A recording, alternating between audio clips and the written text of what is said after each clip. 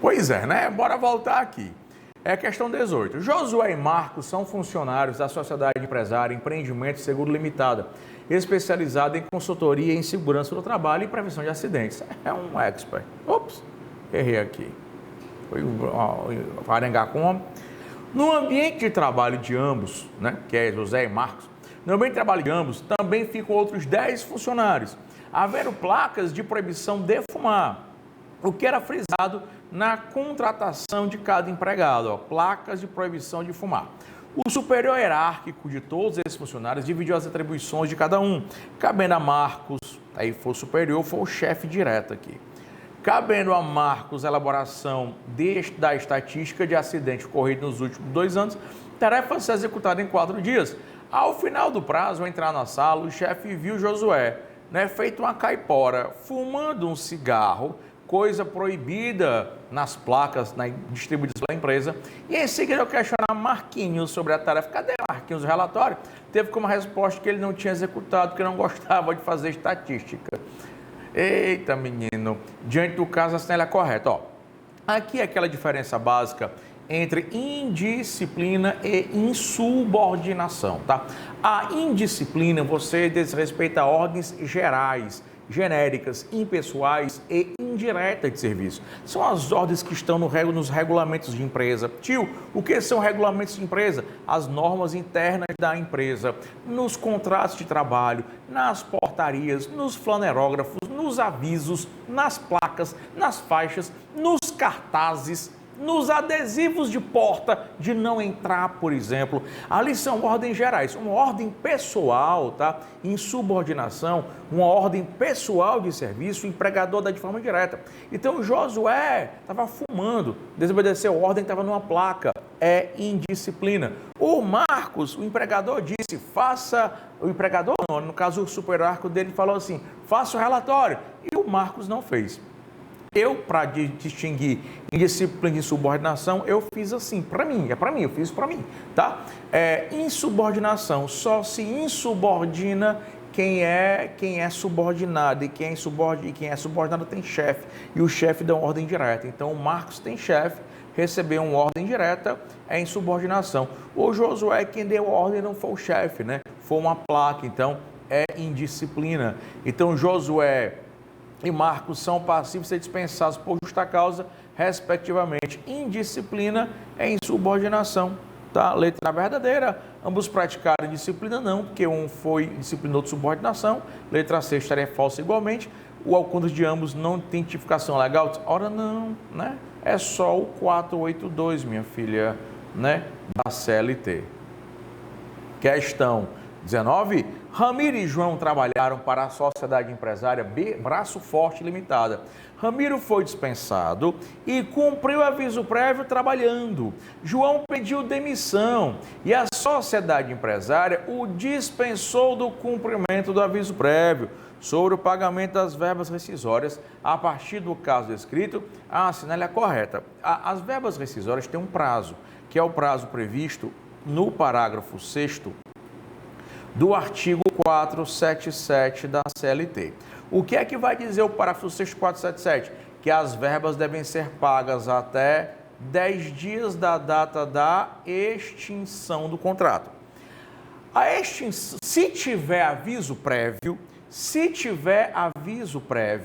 a data da extinção do contrato vai coincidir com o último dia do aviso prévio.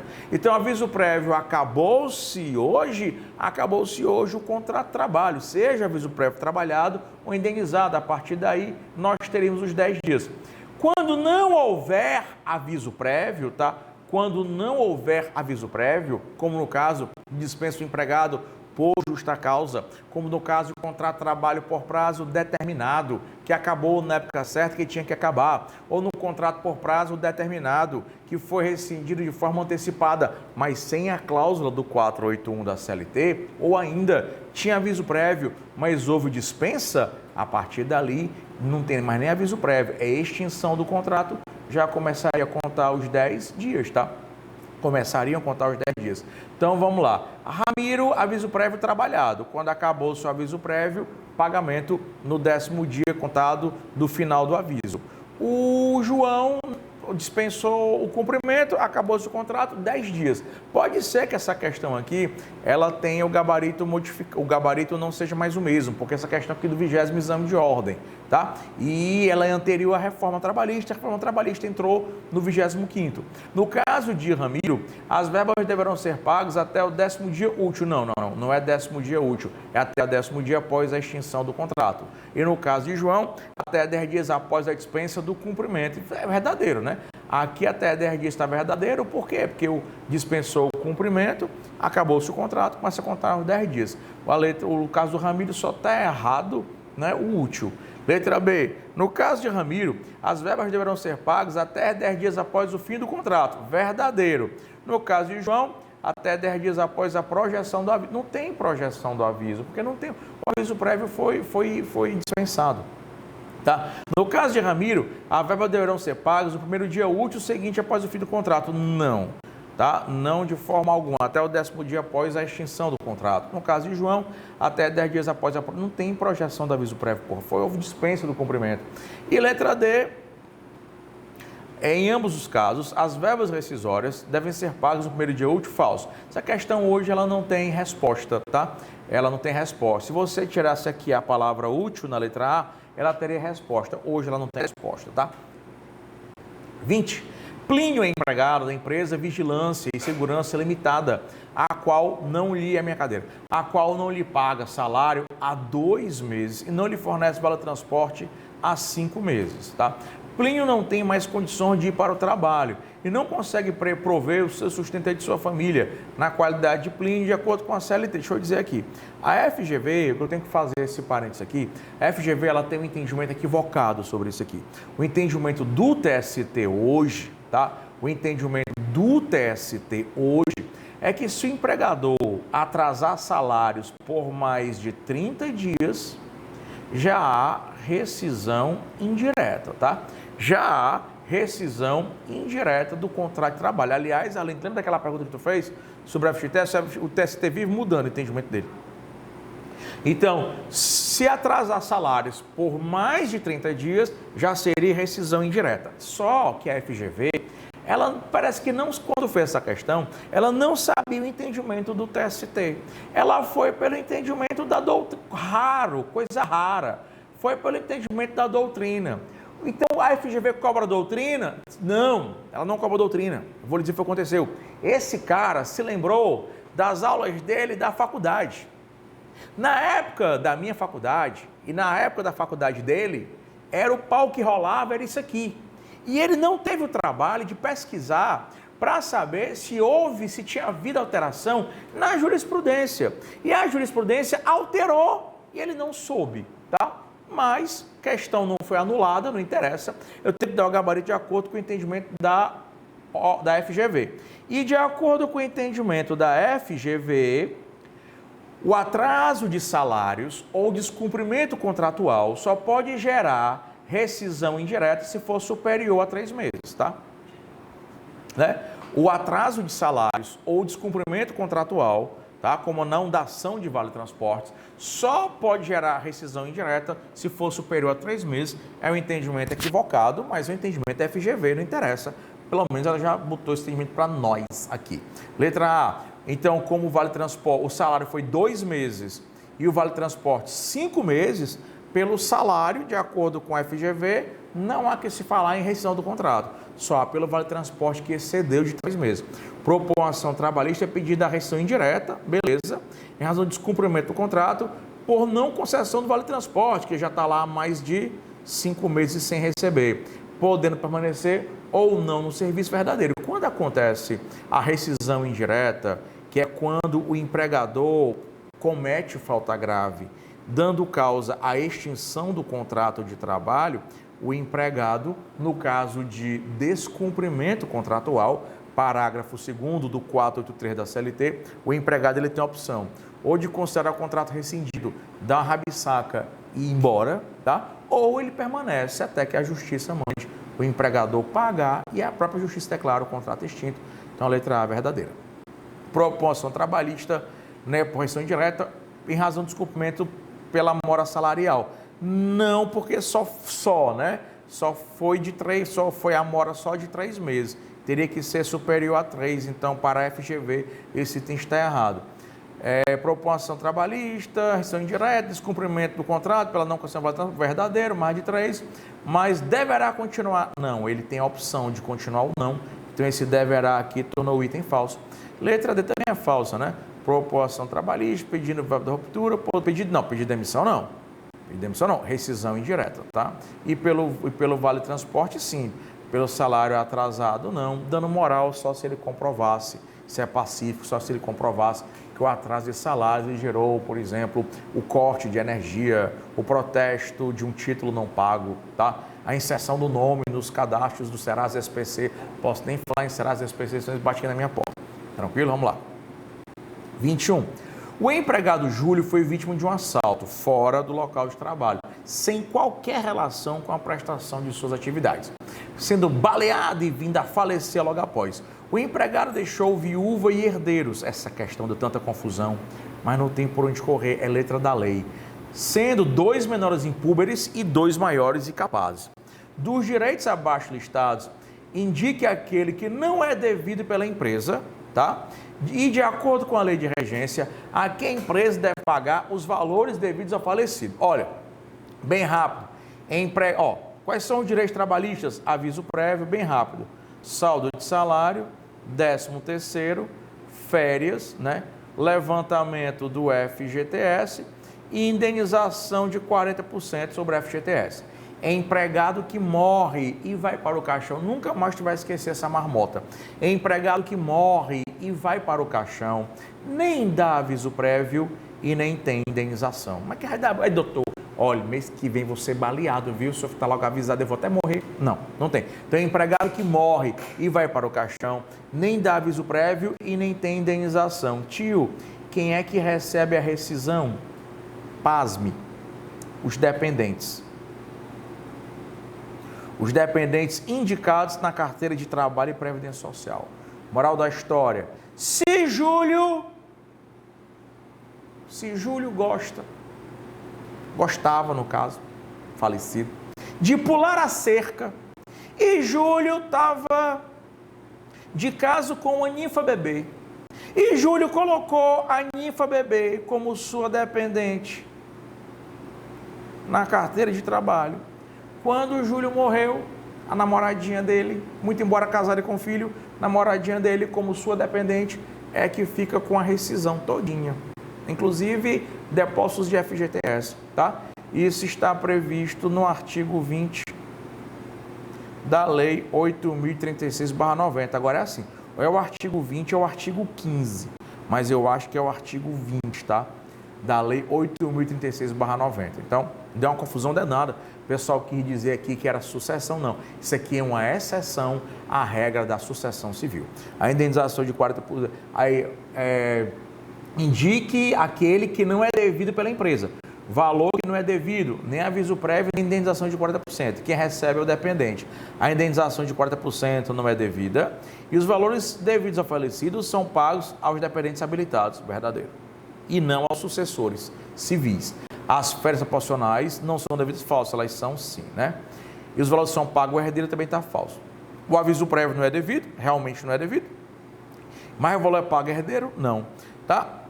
O 13º proporcional não é devido, é falso, que é devido sim. E os valores são pagos aos habilitados, verdadeiro. Então vamos lá. 22. Gilda e Renan são empregados da sociedade empresária Alfa Calçados Limitada há 8 meses. Mas em razão da crise econômica no setor, a empresa resolveu dispensá-los em outubro de 2018. Crise econômica no setor, não fale não. Covid, eu estou fechado há 5 meses, eu já vou entrar agora em setembro, abril, depois de abril, né? Maio, junho, julho, agosto, setembro. Vou fazer 6 meses fechado já. O empregador resolveu dispensá-los em outubro de 2018. Nesse sentido, concedeu aviso prévio indenizado de 30 dias a Gilda e aviso prévio trabalhado de 30 dias a Renan. Em relação ao prazo máximo previsto na CLT para pagamento das verbas devidas pela extinção. Hoje não interessa. Talvez a gente tenha que mudar o gabarito. Essa questão não tem gabarito. Não interessa. Hoje, aviso prévio trabalhado, aviso prévio indenizado. Agora, acabou-se o aviso, acabou-se o contrato, extinção. Não tem aviso prévio, extinção, da data da extinção do contrato de trabalho, com ou sem aviso prévio, 10 dias para pagar. Ambos os empregados receberão em até 10 dias contados do término do aviso prévio. Esse item aqui, por coincidência, ele é o verdadeiro. Parágrafo 6º, porque eu pensei que não tivesse resposta, né? Porque mudou. Parágrafo 6º do 477 da CLT.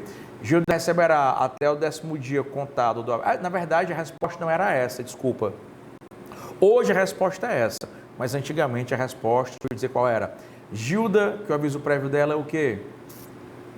Gilda indenizado. Resposta antigamente era B de bola. Receberá até o 10º dia do final do aviso. Renan, para o dia 8 seguinte, final do aviso seria essa daqui. Mas hoje essa daqui é falsa, tá? A verdadeira letra A. Gilda e Renan receberão seus créditos até 10 dias contada a concessão do aviso, não. Do fim do aviso, que é a extinção do contrato. Gilda receberá primeiro dia 8 é falso. Vamos lá. 23. A Sociedade Empresária Beta Limitada está passando por grave crise econômica e financeira e, em razão disso, resolveu reduzir drasticamente suas atividades. Rapaz, está só falando em crise, eu estou tempo de chorar com essas questões. E, em razão disso, resolveu drasticamente reduzir suas atividades, encerrando unidades e terceirizando grande parte de seu serviço. Meu filho tem condição nem de terceirizar. Por conta disso, a empresa, que possuía 500 empregados, dispensou 450 deles no dia 23 de janeiro de 2018, diante do caso apresentado. Cara, os sindicatos, eles tinham um sonho. E eu vou te pedir perdão, porque eu não me lembro desse dispositivo, porque esse dispositivo é novo e eu não me lembro dele. Não me lembro. Não sei se é o 477A, 477B, eu não me recordo mais desse dispositivo. Aí vocês olhem, por favor, tá? Me desculpem. Sonho dos sindicatos é que a dispensa em massa, também chamada dispensa coletiva, que você dispensa todos os empregados da empresa, ou que você dispensa todos os empregados de um setor, ou que você dispensa muitos empregados de uma vez. Som dos sindicatos é que isso fosse proibido. Nunca foi proibido, nunca houve essa proibição legal e hoje é permitido, expressamente, tá? E hoje é permitido. Então, trata-se de dispensa em massa, é dispensa em massa, sendo nula, é falso. A dispensa em massa, a dispensa coletiva, dispensou muita gente, não tem problema. Você é dono da sua empresa, não tem nenhuma lei que proíba que você dispense todo mundo da sua empresa, tenha você... 10 empregados como eu, sei que eu tenho 10, tem mais não, né? Demiti um bocado. São quantos, hein, Aline? Não. E os teletrabalhadores, meu filho? Tá, pode? Né? Deve ter aqui o INSET, que eu sou um curso muito pequeno, né? Eu sou pobre na forma da lei. Deve ter, tinha mais, mas a gente foi demitindo. Aí até o gravador demitido. Quem grava aqui, eu e a Aline e eu. Né? Eu e a supervisora aqui do online. Então a gente deve ter aqui uns 7 funcionários, contando com os teletrabalhadores do online, tá? No máximo, posso demitir os 7. Se eu tivesse 700... podia demitir os 700. Equivocou-se a empresa? Não. Para realizar a dispensa coletiva, obrigado a fazer PDV, isso é nada, é só dizer assim. Ei, empregados, que é, patrão, vocês estão despedidos. Pronto. Mas somos 700, não interessa. Passa o teu pessoal ali para a gente fechar a rescisão. A ordem de antiguidade e obrigatoriedade, não existe isso não, macho. Não inventa não. A dispensa correu validamente, pois a dispensa coletiva é equiparada à dispensa individual. A dispensa em massa é igual à dispensa individual. A dispensa de ruma é igual à dispensa individual, tá? 424. Questão 24. Gerson Filho é motorista rodoviário. Trabalha na Sociedade Empresária Viação Canela de Ouro Limitada.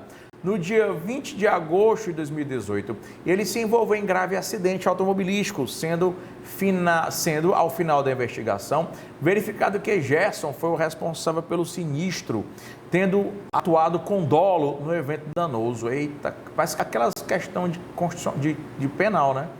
Sinistro, dolo do evento danoso, crime doloso.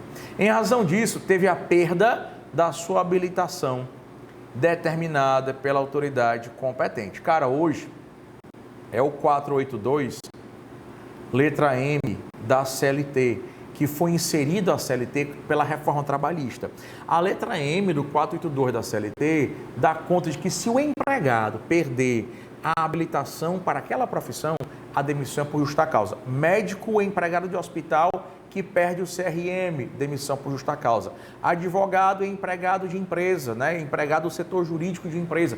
O advogado, ele é vendedor da empresa e perdeu a OAB. Não, porque essa habilitação não tem nada a ver com o trabalho dele. Mas se você é advogado, é empregado de uma empresa, no setor jurídico da empresa, e você perde a sua OAB, ela é cancelada, né? Cancelada, sei lá como é o nome, cassada, cancelada, coisada pela OAB em processo administrativo ou judicial. Você perdeu a sua habilitação para o exercício profissional, você vai ser demitido por justa causa, e ele é motorista, perdeu a habilitação, demissão por justa causa, contrato suspenso não, contrato interrompido não, contrato extinto por justa causa, tá?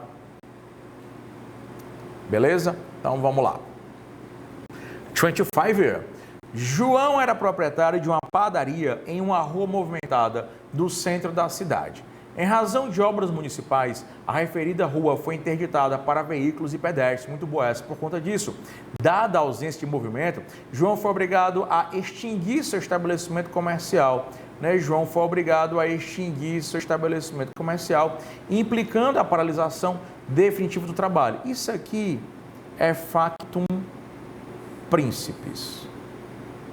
Eu vou falar da pandemia, mas acredito que quando vocês forem fazer a prova de vocês, 32º, 3º, 4º, 5º, 1000, não vai mais ter pandemia, se Deus quiser.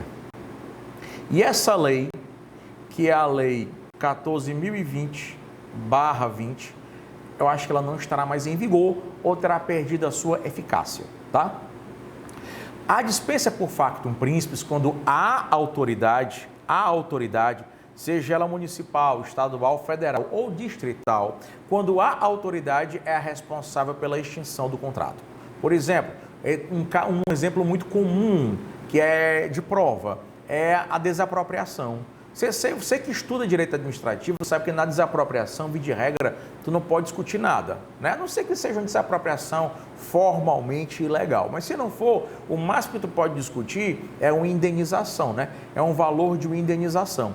Mas se você for desapropriar, se a empresa, se o terreno onde está encravada a empresa, tá? Encravada a empresa, se o terreno que está encravado a empresa, esse terreno ele for desapropriado, e aí a empresa vai ser extinta, o estabelecimento é extinto, extinto estão os contratos de trabalho por factum príncipes, porque foi ato de autoridade, e quem vai pagar a indenização de 40% sobre os depósitos FGTS vai ser a autoridade. Tio, muitas empresas foram fechadas no isolamento, no lockdown, por ato da autoridade. Então, quem vai pagar a indenização é a autoridade? Não. Por quê? Porque as MPs 927, 936, elas foram bem inteligentes. Elas chamaram a pandemia de força maior. E até o presidente Bolsonaro, amigo de vocês, disse que os estados naquela época que ele era contra o isolamento, hoje ele está calado, mas naquela época ele era contra o isolamento, que foi realmente, o isolamento foi muito no início, e não adiantou muito não, porque os governadores mandavam o pessoal se isolar, o pessoal ficava no meio da rua, então acabou que só gerou uma crise econômica maior do que já tinha. Mas naquela época ele até ficou brincando, tem um artigo aí, ele disse desse jeito, tem um artigo aí na lei que diz que se o Estado manda fechar, quem paga a indenização é o Estado. Seria o Estado. Se as MPs e a lei 14.020 não tivessem dito que a pandemia é força maior. Quando elas disseram que é força maior, elas tiraram a fina força, elas afastaram a fina força, o 486 da CLT, tá? Então, pandemia foi força maior. Força maior, a extinção, a indenização é pela metade, tá? Os 40% pela metade. Na força maior, a indenização é integral, mas os 40% do FGTS integrais pagos pela autoridade, e o resto das verbas, tipo aviso prévio, saldo de salário, 13º, férias e levantamento do FGTS, tudo pelo empregador. Caberá, letra A, indenização empregado, paga pelo município. Quem foi que coisou aqui? Obras municipais, né? Então, caberá a indenização, paga pelo município. Seria devida pela União se a União tivesse feito a obra. Nesse caso aqui, foi feita uma obra e a obra demorou tanto, ou a obra impediu que as pessoas tivessem acesso àquele estabelecimento, o estabelecimento não suportou e fechou por ato de autoridade, factum principis. Caberá a indenização empregada, a ser paga pelo empregado ou não. Traz motivo fosse maior? Não, tá? É factum principis. 26. Lucas trabalhava em uma empresa estatal, cuja norma interna regulamentar previa a necessidade de sindicância administrativa para a apuração da falta e a aplicação da suspensão do empregado. Aqui, inclusive, é uma questão sobre a súmula 73, 73 do TST. Além de ver se a súmula 73 ou a súmula 76, que diz assim que nula é a punição do empregado se não precedida de sindicância interna a qual se obrigou a empresa por norma regulamentar. Eu acho que é a 73 ou a 76, vou te explicar já já. Após 4 anos de contrato, sem qualquer intercorrência, em determinada semana, Lucas faltou sem qualquer comunicação ou justificativa por 2 dias consecutivos. Diante disso, logo após seu retorno ao trabalho, o superior hierárquico aplicou a pena de suspensão por 3 dias, na qualidade de advogado de Lucas, coisa. Qual é? Qual é? O E76 ou E73? Veja aí, por favor. Súmula ou 76 ou 73. Se não for, a gente acha já já. Só você pesquisa aí que quem vai aprovar você. Vamos lá. Então vamos lá. Olha só. O que é que vai acontecer? Vai acontecer que o empregador não precisa fazer nenhum procedimento interno, né, ou sindicância interna, ou instalação de inquérito interno para demitir o empregado. Esse negócio de inquérito judicial para apuração de falta grave é só naqueles casos de estabilidade forte, como, por exemplo, dirigente sindical. Aqui nem estabilidade tem, só que a empresa se obrigou por norma interna, regimento interno, regulamento interno. Ela se obrigou porque quis. Ela se obrigou a só demitir o empregado por justa causa ou a só suspender o empregado se fosse feita uma sindicância interna, um procedimento administrativo interno. Se ela se obrigou a isso porque quis, tá? Então ela tem que obedecer. Então ela só pode suspender o empregado se tiver a sindicância. Não houve a sindicância, a suspensão como punição é nula, tá? Nula é a punição do empregado, se não precedida de sindicância interna, a qual se obrigou a empresa por norma regulamentar. E aí a gente vai achar essa súmula já já. Tem uma hora que acha, tá? A rescisão indireta do contrato por punição excessiva, esse item aqui, ele é um item verdadeiro, tá? Porque quando o empregador está tratando o empregado com rigor excessivo, artigo 483 da CLT. Quando é que o empregador comete falta grave? Quando o empregador trata o empregado com rigor excessivo, e nesse caso aí, tá? Ele suspendeu sem procedimento, né? Esse item aqui, ele não está errado. Essa questão aqui do 25º, ela deu confusão, tá? Mas ela vai ter, né, 2 respostas, tá? Por isso que eu não marquei, tá certo? Mas a FGV não considerou isso aqui verdadeiro. É a 77, né, galera? É a súmula 77, bem pertinho, ó. Súmula 77 TST. Esse item aqui não está falso, tá? Porque quando o empregador trata o empregado com rigor excessivo e ele puniu, né, não obedecendo ao contrato, ele descumpriu o contrato, isso aqui é rescisão indireta por punição excessiva ou descumprimento do contrato. Mas a FGV não considerou correta. Tem uma mais correta ainda, a nulidade da punição, pois não foi observada a norma regulamentar da empresa. Verdadeiro, tá? A conversão à advertência não, tá? Até porque a advertência nem tem previsão na CLT e a ausência de nexo de causalidade, não. Tem. Aqui ou foi sim obedecido o princípio da imediatidade. O que é o princípio da imediatidade? Então, logo o empregado cometa uma falta grave, ele deve ser punido. E alguns autores, é doutrinário mesmo, a FGV não vai cobrar de você, tá? Não vai cobrar. Se ela cobrar, ela pode entrar pelo cano, mas de qualquer forma, a doutrina entende que o empregador teria até 30 dias para punir o empregado, tá? Não tem previsão legal. 30 dias tem previsão para o inquérito judicial da suspensão. Isso aqui não tem estabilidade, tá? Então, mas foi obedecido sim a imediatidade, perfeito? mas existe sim nexo de causalidade. 27.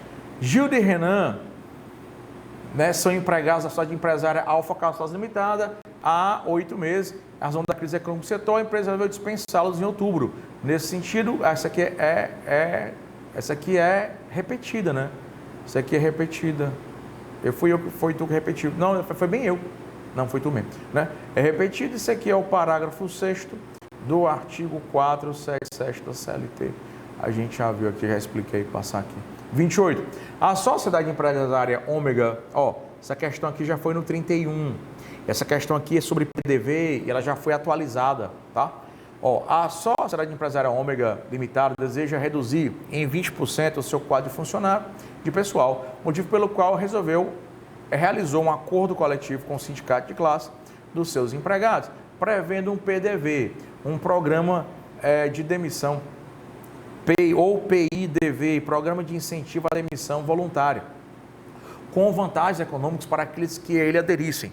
Gilberto, empregado da empresa, havia 15 anos, aderiu ao PDV em 2018, recebeu a indenização prometida sem fazer qualquer ressalva, que é muito importante, que eu vou explicar, e 3 meses depois ajuizou a reclamação trabalhista. Tá? Vamos lá. Às vezes a empresa, ela quer demitir os empregados. Acontece muito com empresa pública ou sociedade de economia mista, que geralmente seus regulamentos prevêem a obrigatoriedade de motivar a demissão. Por lei, empresa pública e sociedade de economia mista, salvo os Correios, não precisa motivar o ato para demitir seus empregados. Mas, por uma questão de regulamentação interna da empresa ou de convenção acordo coletivo, se obrigam a motivar o ato. Ela quer demitir os empregados, mas não tem como. O que é que ela faz? Ela cria um PDV. E aí ela pede e ela motiva os empregados a aderir ao PDV. Tio, qual a vantagem do empregado aderir ao PDV? Vai ficar sem emprego? Ele, ao aderir ao PDV, a dispensa não é pedido de demissão. A dispensa é uma dispensa sem justa causa. Só que ele não recebe a rescisão normal. Além da rescisão normal, né? Além da rescisão normal com a indenização de 40%, geralmente o empregador prevê algo a mais, um plus, ou como o povo adora dizer, um plus a mais. E aí o empregador dá 100% do valor da indenização, 80% e tal. Então ele vai dar, o empregador estabelece uma vantagem. Se o empregado achar que é a vantagem que o empregador estabeleceu, ele adere. Ao aderir ao PDV, previsto em convenção o acordo coletivo de trabalho, artigos 477-A e -B da CLT, ao aderir ao PDV, sem fazer qualquer ressalva, há presunção de quitação geral, de modo que esse empregado não mais terá interesse de agir, nem poderá mais ingressar com reclamação trabalhista. Se ele quisesse resguardar algum direito trabalhista, ele teria que fazer uma ressalva expressa. Ele não fez ressalva nenhuma, aderiu ao PDV sem ressalva, previsto em convenção coletiva ou acordo coletivo, quitação geral, não pode mais reclamar nada. Se ele entrar com reclamação, ela vai ser extinta sem solução de mérito, por falta de interesse de agir, é uma preliminar, inclusive. A adesão ao PDV não impede a busca, impede sim por falta de interesse de agir. A quitação plena e revogável pela adesão ao PDV somente ocorreria caso fosse... Não, tem presunção de quitação. Não precisa nem haver a previsão da quitação geral. A quitação geral no PDV, ela é presumida. Letra C, o empregado não terá sucesso na ação, pois conferiu quitação plena verdadeiro, faltou até interesse de agir. A demanda não terá sucesso, exceto se Gilberto previamente devolver em juízo o valor. Não. Ele teria que ter feito a ressalva. 29. Uma indústria de calçados que se dedica à exportação possui 75 empregados. No último ano, Davi foi aposentado por invalidez. Tá? Heitor pediu demissão do emprego e Lorenzo foi dispensado por justa causa. Putz, deu quando tem muita gente assim. E Lorena rompeu o contrato de trabalho por acordo com o empregador. Ai, meu Deus do céu, vamos lá.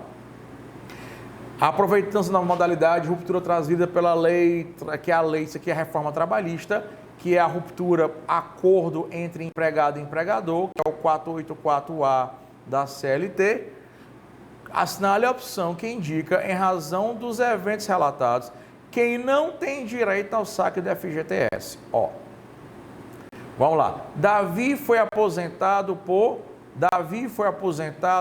invalidez, tá? Vamos lá. Heitor pediu demissão. Empregado que pede demissão nem levanta FGTS nem tem indenização. Então, ele não pode levantar o FGTS. Lourenço foi dispensado por justa causa. Lourenço ele não vai poder levantar o FGTS. A Laura foi por acordo. Laura, acordo com o empregador, pode. 80%, tá? 80% mais pode. O empregado que foi aposentado por invalidez, ele tem seu contrato suspenso. Lembra? Eu falei lá nas questões de contrato de trabalho, artigo 475 da CLT. Caput, ele é aposentado, ele tem um contrato suspenso. Contrato suspenso não levanta FGTS. Então, somente a Laura. E a Laura, macho, só levanta 80%, viu? 30. Gervásia é empregada da Lanchonete Pará desde fevereiro de 2018, exercendo a função de atendente e recebendo o valor correspondente a um salário mínimo por mês. Acerca da cláusula compromissória de arbitragem que o empregador pretende inserir no contrato da empregada, de acordo com a CLT, a célula correta. Olha, deixa eu lhe dizer, tá? Cláusula de arbitragem, tá? Cláusula de arbitragem, ela não pode ser inserida em todo e em qualquer contrato, tá? Não, além de ver aí, cláusula de arbitragem, o dispositivo, cláusula de arbitragem, contrato, eu esqueci o dispositivo, tá? Cláusula de arbitragem, contrato de trabalho. A cláusula de arbitragem do contrato de trabalho, ela não pode ser inserida em qualquer contrato. O empregado ele tem que ganhar muito bem. O que é o empregado ganhar muito bem? O empregado tem que ganhar mais do que o dobro, tá? Mais do que o dobro do valor máximo de benefícios previdenciários, tá? Então, sei quanto é que está o benefício previdenciário. Oi? Artigo 507A da CLT. Confere, Aline, tem que ganhar valor, o dobro do valor máximo de benefícios previdenciários. Então, se o empregado tem um salário mínimo mensal, né, é equivalente ao dobro do valor máximo de benefício previdenciário, vamos supor que o benefício previdenciário chegue, por exemplo, a 5.500. Se ele ganhar, aí tem o dobro disso aqui, é 11 mil. Se ele ganhar de 11 mil para cima, tá? Aí o empregador pode colocar uma cláusula compromissória, desde que o empregado concorde. Professor, o que é a cláusula compromissória? Se tiver cláusula compromissória de arbitragem, tá? Cláusula compromissória de arbitragem, o que é que vai acontecer? Vai acontecer que o empregado, se ele quiser entrar com ação trabalhista, ele não vai poder entrar com ação trabalhista na Justiça do Trabalho, vai ter que ir para um tribunal arbitral. Mas isso só se o empregado ganhar o dobro, tá, do valor máximo de benefícios previdenciários e desde que o empregado concorde com a cláusula arbitral. Aí, se ele tiver alguma pendência com o empregador na vigência ou após a extinção do contrato de trabalho, ele não vai poder entrar na Justiça do Trabalho, confere aí, não vai poder entrar na Justiça do Trabalho, vai ter que entrar no tribunal arbitral, tá? Nesse caso, é só um salário mínimo, não pode não, tá? A inserção não é possível porque no direito do trabalho não cabe arbitragem, não cabia antes da reforma. Isso aqui era verdadeiro, o direito individual não cabia, hoje cabe, tá? A cláusula compromissória de arbitragem não poderá ser inserida no contrato citado em razão do salário percebido pelo empregado. Ele é muito pequenininho, muito pouquinho, tá? Não há mais óbice de cláusula de arbitragem, tá? Não há, mas no contrato da Gervásia há. Então tá falso. Cláusula de arbitragem pode ser em todos os contratos falso, só se o empregado ganha o dobro do benefício máximo de previdência social. 31. Eduardo e Carla são empregados do supermercado Praiano Limitada, exercendo a função de caixa. Após 10 meses de vigência do contrato, ambos receberam aviso prévio para ser cumprido, tá? Ambos receberam aviso prévio para ser cumprido com trabalho, tá? Aviso prévio trabalhado. Você note que essa questão já caiu antes, bem parecida. Então, o FGV tem questões muito parecidas. Contudo, 17 dias após, o supermercado resolveu... Essa aqui é outra questão, desculpa. Contudo, 17 dias após o supermercado, resolveu reconsiderar a sua decisão, eu fiz isso com a Aline, e manter Eduardo e Carla no seu quadro de empregados. Que a Aline foi para Barbalha de propósito, porque ela sabia que ia entrar em lockdown. Logo ela não podia vir, passou 2 meses lá sem fazer nada. E aí eu fiquei com raiva dela, Aline, você está demitida. Aí depois eu fiz o quê? A reconsideração. A reconsideração do aviso prévio, ela estava de aviso prévio, trabalhado. Botei ela para trabalhar, ela não fez nada, né? O 489, ela prevê a reconsideração.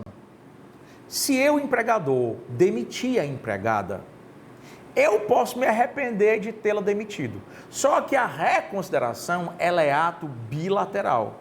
Se a reconsideração fosse ato unilateral, bastaria eu dizer, eu estou arrependido, Aline, você vai voltar. Não é assim não, é ato bilateral. Eu que botei a Aline para fora, eu que demiti a Aline, ela ficou de aviso prévio, eu proponho a reconsideração, arrependido, feito, como é que é? Margarida arrependida, hein? Não tem um isso que é arrependido. Madalena, igual a Madalena é arrependida, como você disse por aí. É um jargão popular, as Madalenas me perdoem, mas é uma expressão muito comum, tá? Não é pejorativa. Feito Madalena arrependida, e aí a Aline tem que aceitar. Como é ato bilateral, eu demiti, então eu proponho a reconsideração. Mas como é ato bilateral, a Aline aceita ou não, e ela aceitou. Eu obriguei ela a aceitar. Sob pena de ser demitida para sempre. Vamos lá, letra A.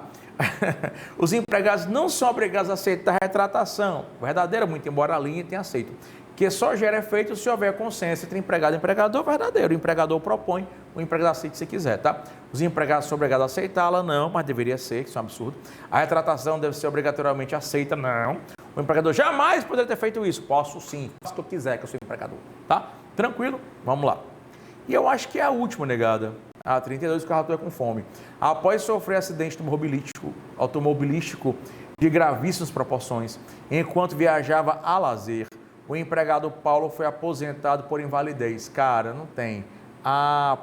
Já expliquei isso aqui, ó, nas aulas de contrato. Aposentadoria por invalidez. É porque a CLT, ela é de 43 e nessa época, quando o contrato do empregado era suspenso, artigo 475, caput da CLT, quando o empregado tinha um contrato suspenso porque ele ficou doente ou porque ele sofreu um acidente, se dizia antigamente que ele foi aposentado por invalidez. Hoje o normal é a aposentadoria por invalidez gera a rescisão. Só que a FGV adora essa questão. Já colocamos mais de uma vez na prova da OAB. Se você vir a expressão aposentadoria por invalidez, você fecha os olhos e marca o quê? Suspensão do contrato de trabalho, tá? O contrato dele está suspenso. Perfeito? Tranquilo? É só porque a CLT ainda usa uma terminologia antiga, mas ela está válida para a CLT e a FGV adora cobrar. Não caia, né? Não caia nas pegadinhas da FGV. Estude só o que cai na UAB. E você só encontra essas dicas aqui, esses macetes, só no SATIR, Sistema Alexandre Teixeira de Ensino. E o tio, né, vai encerrando por aqui mais essa aulinha e a gente volta já com questões sobre direito